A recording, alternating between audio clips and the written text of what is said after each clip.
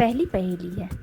एक कमरे में 3 बल्ब लगे हैं और कमरे के बाहर उन तीनों बल्बों को जलाने बुझाने के लिए 3 स्विच लगे हैं, लेकिन आपको ये नहीं पता कि कौन सा स्विच किस बल्ब के लिए है। यदि आपको मौका दिया जाए कि आप किसी भी स्विच को ऑन या ऑफ कर सकते हैं कितनी भी बार, फिर आपको उस कमरे के अंदर जाना है और बताना है कि कौन सा स्विच किस बल्ब का है।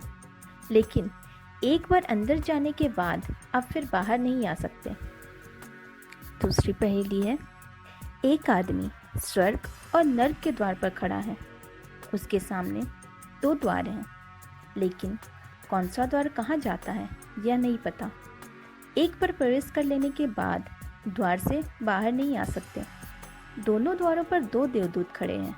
इनमें से एक हमेशा सच बोलता है और एक हमेशा झूठ, लेकिन ये नहीं पता कि कौन सा देवदूत झूठ बोलता है और कौन सा सच। अगर उस आदमी को स्वर्ग जाना हो और वो एक और सिर्फ एक प्रश्न किसी एक और सिर्फ एक देवदूत से पूछ सकता है, तो वो क्या प्रश्न करेगा और किससे? दोनों पहेलियों के जवाब इस प्रकार हैं। पहली पहेली का जवाब है, बल्ब को अगर कुछ देर के लिए जला दे तो वो गर्म हो जाता है। हम इस बात का फ़ायदा उठा सकते हैं। पहले हम एक स्विच ऑन करेंगे और कुछ देर के लिए उसे जला छोड़ देंगे, फिर उसको ऑफ करके दूसरे स्विच को ऑन कर देंगे। अब कमरे में दाखिल हो जाएंगे। जो बल्ब जला हुआ है वो दूसरे स्विच से चलता है, जो अभी तक गर्म है वो पहले स्विच से चलता है और बचा हुआ बल्ब तीसरे स्विच से चलता है। दूसरी पहेली का जवाब है, वो किसी भी एक देवदूत से पूछेगा। अगर मैं दूसरे देवदूत से पूछूं कि स्वर्ग का द्वार कौन सा है, तो वो क्या जवाब देगा?